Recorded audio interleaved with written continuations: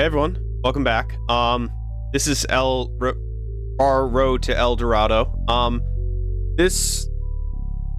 So what I plan to do for this one is I have a lot of thoughts on this map, so I'm going to try separating it into the map analysis as its own video and the replay as its own video. See how that works out, and maybe your thoughts if you guys like it or not. Mainly I think it's gonna go a little bit long, so we're gonna play around with it. El Dorado. So first thing noticeable on this map is what style of map is it? Okay, so you got the two strong side, you got a weak side. The weak side is offline initially. That's gonna make it, at least from my perspective, right? I'm thinking about this for how I'm going to approach this game, is that it's going to be a little bit harder to get situated down here. I might be able to expect less unit count down here because of that. I'm not going to be able to, it's going to be a little bit harsher and more, I'm going to have to fight a little bit harder to get my my capture game down here. It's not going to be as extensive as the other side, so I have to prepare for that. Great. Also, there is an airport up here, and typically, of course, the airport goes to the weak side. Issue I have with this is 1, 2, 3, 4, 5, 6. It is a full turn behind the base, so it's not really super great. It's kind of even more of a weakness on this particular front, and it's going to be a little bit more effective on the strong side. So just looking at it, you have on this map, you have, let's say, 1 base going here, 2 base going here, and even theoretically the airport is better over here. So that's the thing. Oh, and you only got one little base over here, so pretty already strong side versus weak side.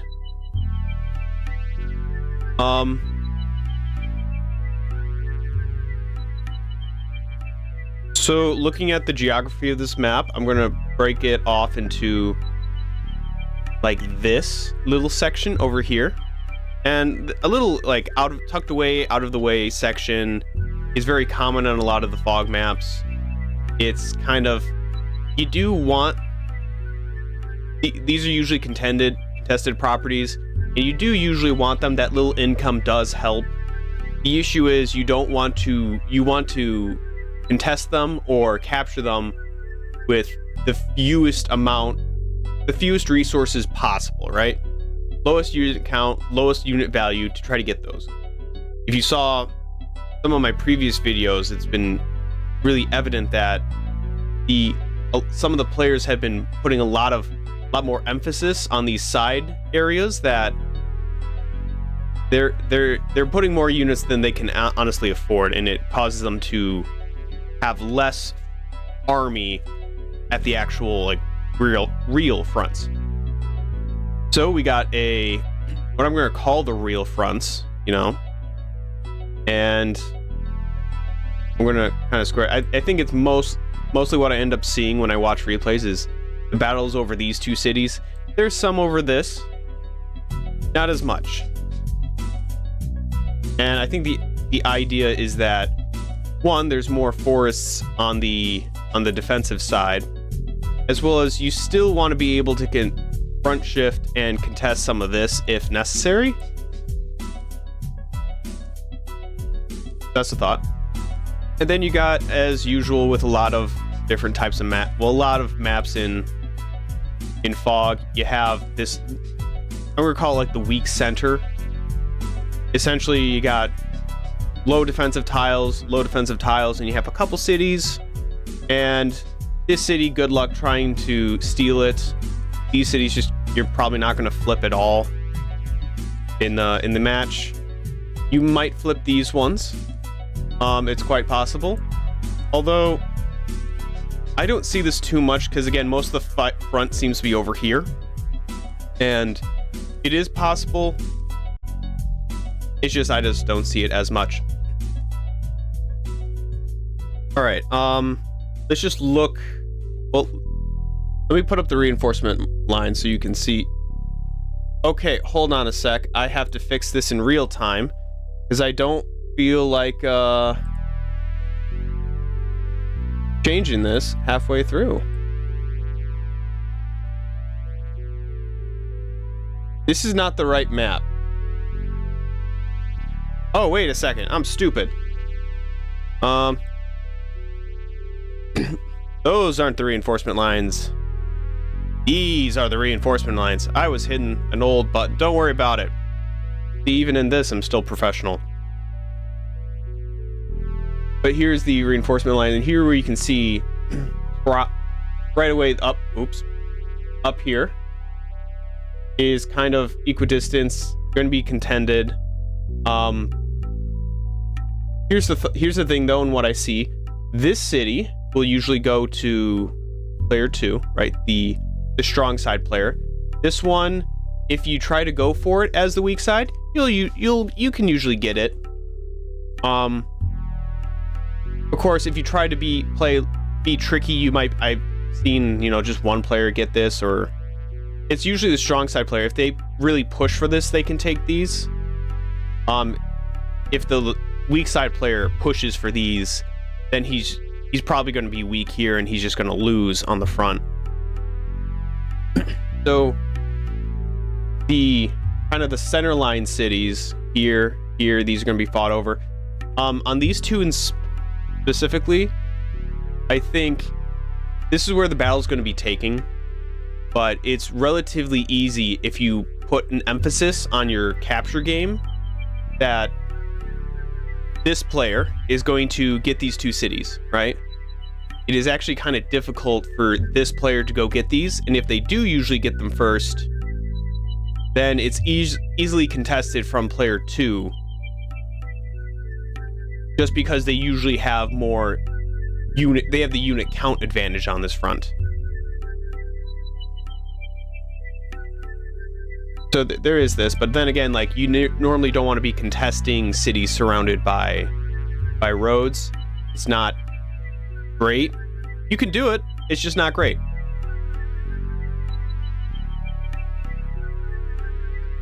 So one thing to note on where the fight's going to be taking place is that so look at just this city and this city. What do you see from the strong side? I see a plains tile, plains tile, plains tile, plains tile, right? So that's an extra defensive 1-star bonus. Okay. The weak side has road. I mean, he has a plain, but essentially on the weak side, it's even harder to contest these cities. And so if you have low unit count, these bad defensive properties, it's not likely you're going to be able to contest these cities. And if you are, well, if you don't use like 3 units, for instance, 2 units that are able to hit it off, and on this map, that's going to be a role that's going to come into my later thought process of CO. If you're not able to 2-shot these and put a 3rd on here, which is already unlikely because it's the weak side, on this map you don't have as much unit count, and that's going to kind of it's going to be hard to do something like this. So it's going to be really difficult to try to knock something off and place it on this city. Conversely, if you're on the strong side, you stand a much better chance, and well, more COs are able to do this and 2-shot off of these cities to put a unit on it. So in that, I kind of see this map as really, really strong side and really, really weak side, right? So to me, that this indicates that there's going to be it's going to come down to a lot of brawling on this map. 2 things is that, one,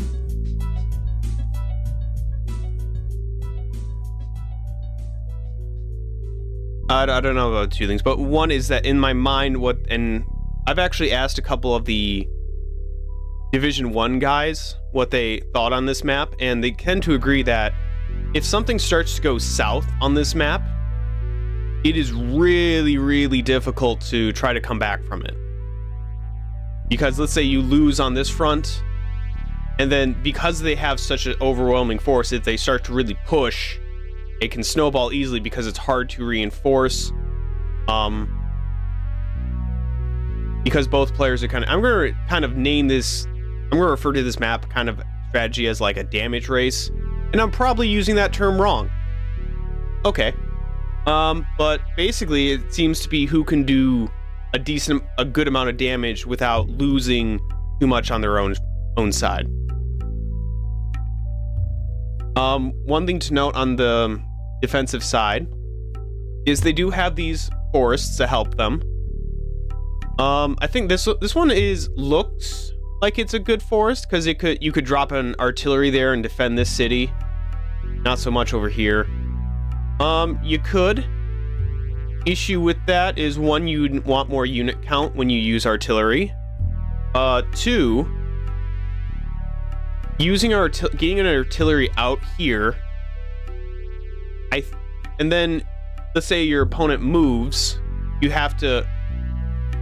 I just think a tank is more versatile on the weak side, and I think in general on this map, the movement from tanks are going to be very beneficial. All right. Okay. So, lift that up. Let's talk about CO choice on this map. So, whenever there's a CO from a higher tier being allowed into a lower tier, I always have to take a step back and wonder why that is, and does whatever issue she has on this map, or he has, whatever CO you choose, are they still strong enough to make them viable a tier lower? So, in my thought process, Lash is kind of already low in tier 3, so she's being allowed in tier 4, and that's usually because she's not able to do what she wants. And will that still make her even viable in tier 4 if she can't accomplish what she wants? So what my thought process is over here where there's going to be a fight,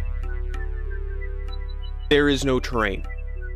You have, on the weak side, you have roads, which will give her nothing, and you have plains, which will give her a +10. Of course, there are the cities, and they'll be great if you can take your engagements on cities. That's an if. You're going to have to really play around that fact. That's the only way her day-to-day is probably going to get leveraged against you. So part of let's just start on the weak side over here. The weak side forces on roads, and if we make the assumption that there is a comm tower, that she has a comm tower, Lash, that she has absolutely no chance of 2-hit KOing any units off that city. And what I mean by that is light units. So infantry, she can't 2-shot. Tanks on tanks, she can't 2-shot. Even fully healthy ones, she can't do it. On the strong side, with that extra 10% damage, she can do it. It's just a roll. So conversely, I might go back and forth on these, but if we look at Jess real quick, Jess gets a 10% on any tile. So on the front side, she gets 10, 10. Even if she's on the weak side, in theory, she could get that extra 10, roll to get a hit off that city. So when looking at knocking off of cities, we're going to kind of compare tanks hitting tanks on cities, right? And we're going to make the assumption that they're all taking hits on planes. There's a comm tower. So if we're looking at Lash attacking a Jess tank on a city, then the best case scenario in terms of a trade, it will be an equal trade, right? There will be an equal amount of damage done as damage received. Worst case scenario. The best case scenario is that she does, on average, a total trade of 2,100 damage, right? If we trade their places, right? Jess, if she is going to trade a plains tank on a city, then the worst case scenario, she is going to have an equal trade. Best case scenario, she's going to do 1,400. So that's going to be between Lash and Jess, there's going to be a difference of around 700, and that's kind of a gamble even then. So in terms of just knocking off of cities, that's kind of what you're looking at in terms of, you know, like the small differences that might add up. Now we could do that calculation on cities, but I think you guys know how it's going to go. Question is she going to be able to control the cities? So the way I think about it and how I'm considering this is that, in my experience, most players aren't dumb enough to just leave their units next to cities. So usually to take a hit on a city tile, you'll need to remove an existing unit off of that city to accomplish this. So this may not be a problem necessarily on her strong side, even though it is going to be a roll. But on this map in particular, on the weak side, you're going to be facing a low unit count. So that's going to make it almost impossible to two-shot off of cities.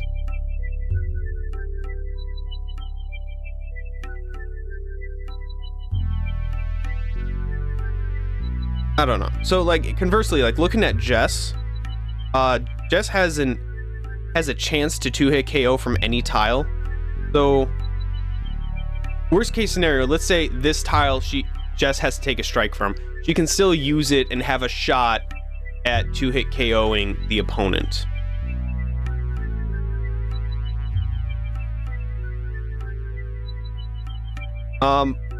Partially because Jess is able to take her engagements anywhere and still get the bonus. What you can do, and you still see it in every single match I've seen, because again, there's going to be a lot of units. They're not going to be able to all be on these two tiles. It's unrealistic. So she's going to get that extra 10% no matter where the fight is. And what you're kind of able to do is, as Jess, kind of position your units away from cities. So let's say like over here, for instance, right? You still don't want to take a hit on that tile. Like you don't want to just take a first advantage hit, but then they have to hit you and they don't get to be on the city. Or sometimes there's some battles over here. There's not always a great place where Kindle gets to take a shot on the city, and that's really kind of the main difference in the day-to-day.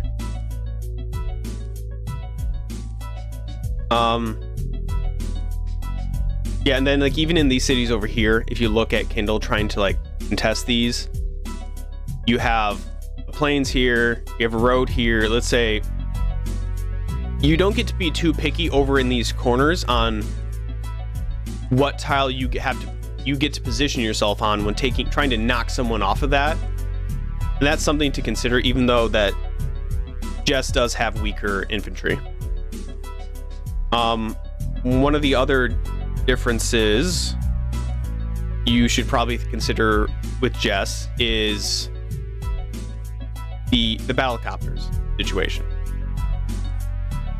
So let's just take a quick little side tangent on battlecopters. We'll look down here, and I'm going to bring up, boom, that is 2-turn reinforcement of battlecopters. And I This one? Yeah, this one. This is the reinforcement line, the second reinforcement line. So, as you can see, it's kind of already a ways back. Up here, we agreed it was a full turn behind. Over here, it's kind of like half a turn-ish. So, in general, are they great? Not really. If you're going to spend money on, let's say, a ground use is probably is a faster response to things on this map. And it's kind of tucked away. And if we look on the map in general, where the fronts are and where the fights are likely to happen, it's not particularly difficult for an anti-air to move around, right? You got a lot of shoals, you have cities, you have roads. There's a lot of ways which they can move around. So battlecopters are usually really good on maps where anti-air have difficulty maneuvering around the map. Really easy to maneuver around the map on this one.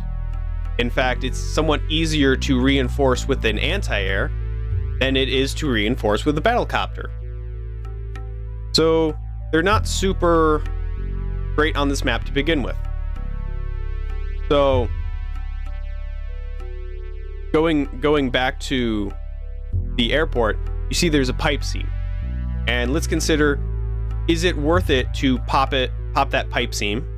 And if so, what unit, what day, whatever, right? So there's the most common ways in artillery, and you'd have to make an artillery out of this base, move it to this square, and then take 3 turns hitting this, right? So that's 4 turns that the artillery has to use up just to pop that pipe seam. And then it still has to make its long way through multiple forests to get to the front line to be usable. And on a very, I'm going to say it again, damage race, and I hope you understand what I'm trying to say. I don't think it's exactly what I mean, though. But you really want to start hammering out there and maintain. It's an extra unit that's not out here being useful. That's my issue with it on a map that's very aggressive like this. So the other option is you could send a mech, I guess. Mech's not great, because then you kind of trap it in here, and they're going to need to refuel at some point. It's still going to be a pain to get that out, so that mech's kind of destined for that one purpose. The third option is battlecopters themselves. So, and I've done this on a map before, but basically 1, 2, 3, 4, 5, 6. It doesn't disrupt the tempo too much as long as you're sending it to this front, right? Because if you're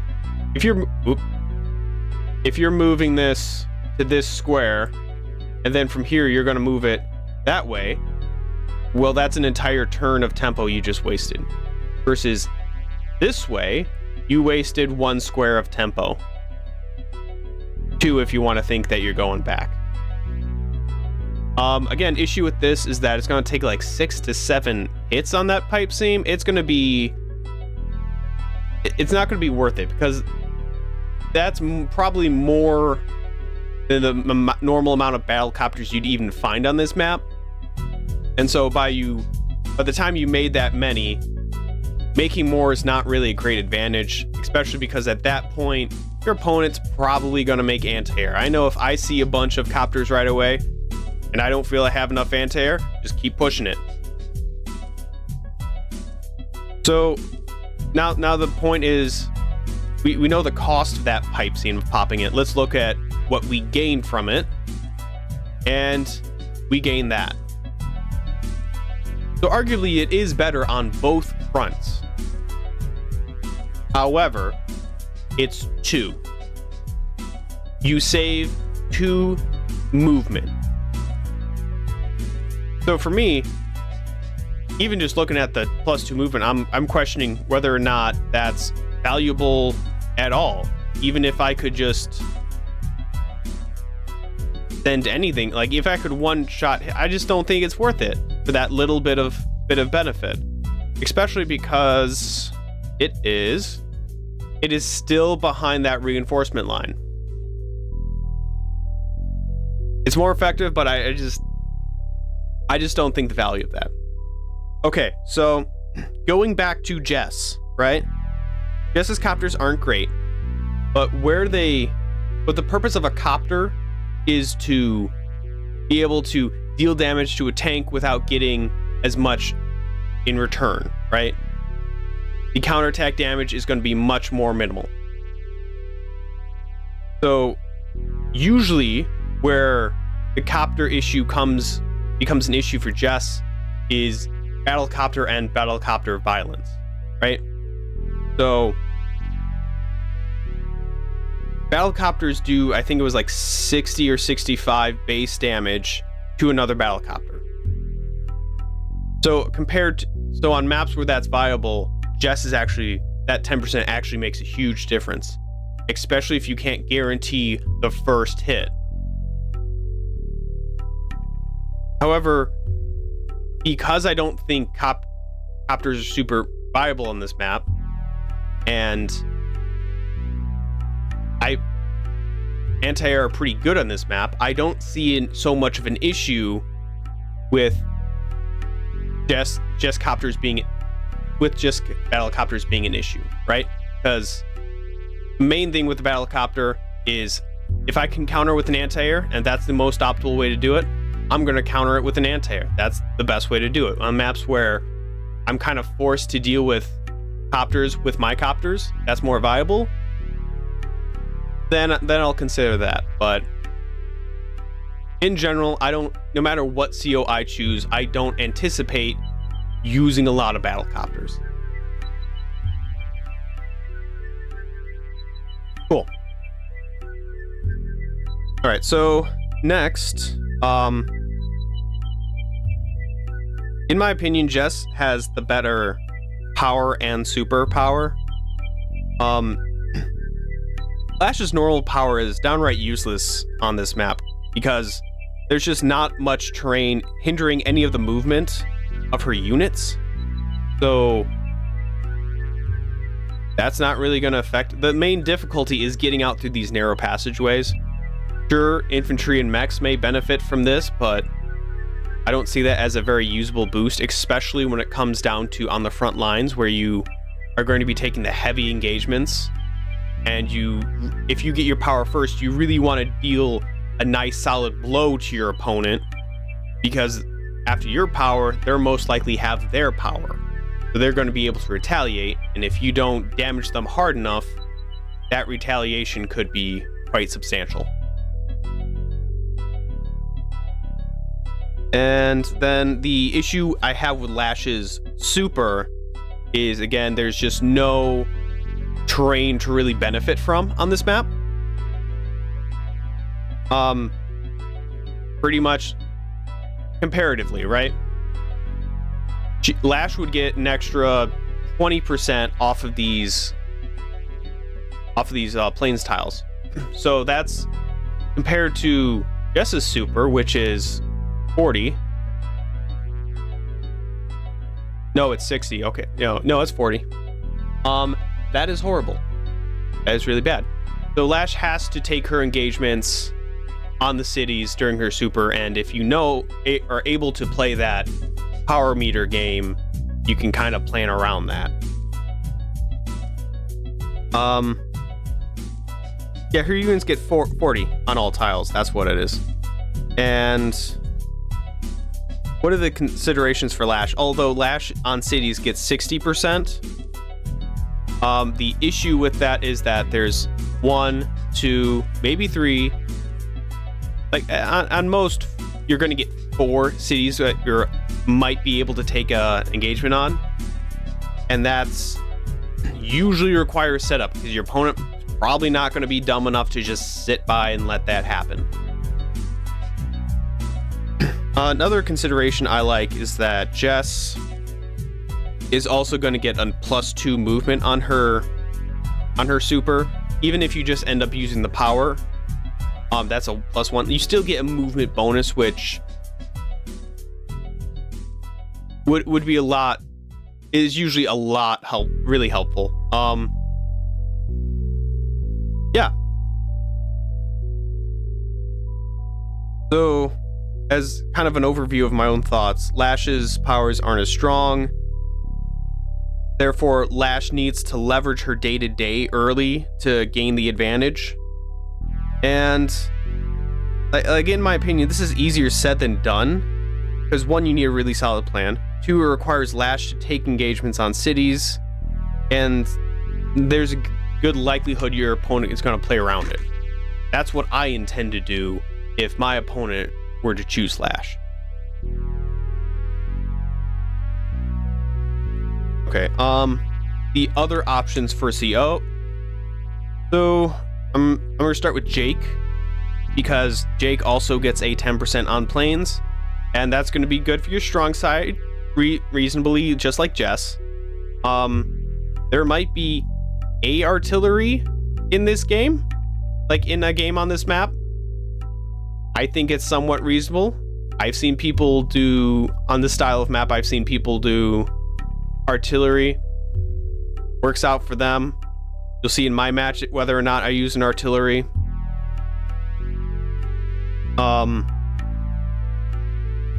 think the main consideration that you might wanna, that you usually make between Jess and Jake on a map like this is that 1, Jake has better battle copters. I've already been over, I don't intend to use battle copters on this map. I don't think battle copters are the optimal unit to do on this map. I'm not saying you don't want any battle copters. I just don't think you should rely on battle copters for damage. And there is the infantry. Sure.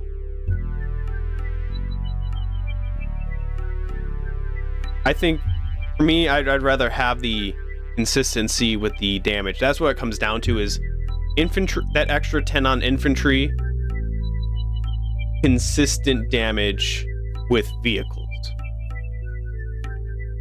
So some people think Jake's not an option. I think he's not a top pick, but he's contender, and some players agree with me. All right, Sammy. Sammy was the #1 chosen CO on this map. And it really pains me to say it because I love Sammy. I think Sammy's probably my most played CO on the site. She's just very fun, dynamic, and just, she's crap on this map. Absolute garbage. And I understand what most people were thinking, right? I mean, okay, let me just one more thought process on Sammy. If you look on the most chose CO, yes, she's the most chosen. She also has a horrendous win rate. Okay, the only people who really won in the tournament that I see, won with Sammy, they won because they were in a Sammy mirror. Otherwise that they just lost. Okay, so what most people thought on this map, especially because people were telling me this in the Discord, and they were saying it because the HQ is somewhat exposed. And yeah, it's exposed, and there's no unit on it, but that's because you're not gonna get it. We kind of already been over, like, this is a really strong side, weak side dynamic of this map. It's going to be very brawly. You're not going to be able to necessarily leverage this on this map. Especially, in my opinion, Sammy's not going to be able to push this far in on her weak side to get this. Sammy doesn't like brawls. It's just, with that -10, and it's a really strong side, you have to be able to, 1, on your weak side, if you can get the first strike, that's a huge benefit. But if you're not doing enough to really make a dent in the opponent's forces, well, the next turn you're just going to get ran over because they already have certain advantages. You're trying to minimize the damage they're able to do. And lastly, with Sammy, her benefit of mechs aren't good on this map. And the reason is because you need, on this map, you really need to get, especially once this comes online, you need to get your forces to the front line. You need to get out there. So you, one, need to be able to get your mechs out there. So you could use a transport, and transports are very common on this map. I'm not gonna say they're not. The issue is, one, on this map, it's difficult to finish the capture game before you end up meeting the other opponent. And you're probably going to want to probably use your transports to get your infantry to the contested cities to capture them. And you'd rather use your infantry just because you need to get them hauling rather than mechs. So mechs are going to be somewhat tedious to get out here. You're probably not going to want one on your weak side because, again, that could have been a tank. That could have been some other sort of vehicle that could have helped. You could have helped fend off on this side, because once it starts rolling, there's not much. It's just go, go, go. Mechs are a defensive unit, so you do want a chance to kind of build up units with mechs. You want some infantry sprinkled in. You want them to maybe be protecting some other units. It's a defensive unit. So like you could, let's say, hide it in this forest. It's not going to be able to do anything unless Sammy gets double time. You could do it on this forest, and that's it. But still, even with, like, let's say tanks on tanks, a mech does the same amount on a tank. on a road, it's just not enough. I don't think it's enough. I think you rather have the movement, especially if you need to front switch or front shift, sorry, and get to this little island. You need to be able to shift on this map, and that's just my thought process. So,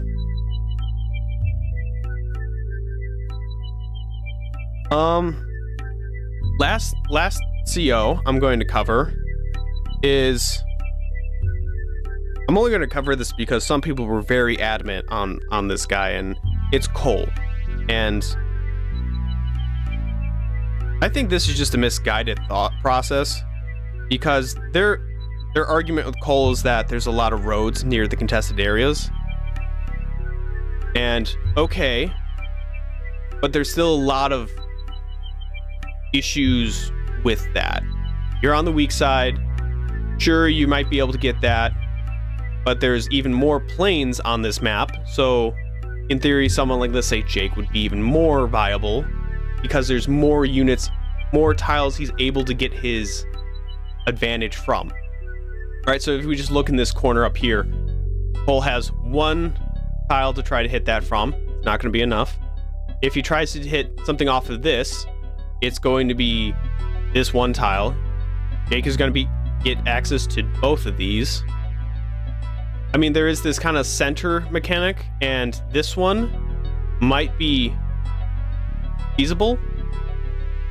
In general, though, you don't want to be sitting on a road in general. I mean, sure, you get enough power to maybe knock off a unit, but let's say if you don't put a unit on top of that city, and an opponent puts a tank on there to get a shot at your unit, it basically, Cole wants to make the best out of a bad situation.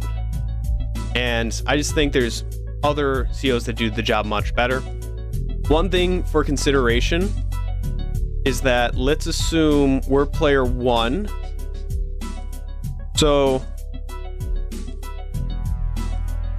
on this side, following me, for us to take good engagements, we pretty much need to, like, be attacking and be very offensive on this side, which we probably don't want to do. And on our strong side, what it takes our opponent to do is to intentionally... Hold up. Let's assume that we are... Yeah, we're player 1, right? For me to take advantage against this guy right here, I have to basically overextend, right? Go past the contested cities, onto these low defensive tiles, and very next turn, there's a huge chance that there's going to be an additional tank that can reinforce and deal damage to me on a road. Whereas over here, to really get the best benefit, I kind of hope my opponent is being aggressive and attacking this, maybe going a little bit over. That's ideally what he wants his opponent to do. I just think Cole is a horrible choice in this map. That's my thought. Come at me. And okay. Lastly, I'm just going to just kind of rank my choices of kind of tier the CO choices on this map. I'm going to go say in like the top is going to be Jess and Lash. I think it's going to come down to what your strategy and your skill level as a player. You'll see when I make my video, but you'll see which one I choose, because those two are really popular, right? A tier below is going to be Jake, because Jake is not going to be as safe as Lash is, because in my mind, Jess is the safer pick of the Lash v Jess Boggle. Jake is also kind of good, but he's not as safe as Jess is. He's not as safe as a pick. I don't think the copters and the infantry are going to make up for that. Under Jake, I'm gonna put Cole.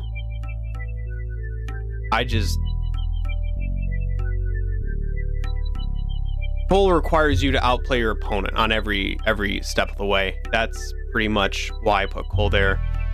And then between like Cole and Jake, I'll lump him in with Jake. I'll lump Adder together with Jake.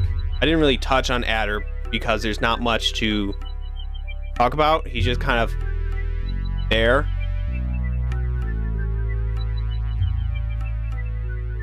And then dead last is just going to be Sammy. I'm sorry, Sammy, but I just don't see a good way, because even in my practice games, I steamrolled every Sammy player, and it was not even close. Even if you were a higher elo, it was just not good. She's not able to do what she needs to do at any step of the way. So yeah, just Lash, top two picks of this map. Jake, Adder are kind of underneath. Cole is underneath, and Sammy's just dead last. You know what? I'm gonna put Cole with Sammy. Screw it. 3 tiers. A, B, and C. Just Lash A, Jake Adder B, Cole Sammy C. It's just, yeah. So thanks for listening to me ramble. I enjoy, just pontificating what my thoughts are, and maybe you got a benefit. I'd like to know if you guys have different thoughts, or especially when it comes to like openings or whatnot, or different strategies you guys came up with on this map. You'll see mine, but there's a lot of creative things people were doing on this map when I was watching. And yeah, and as always, thanks for watching.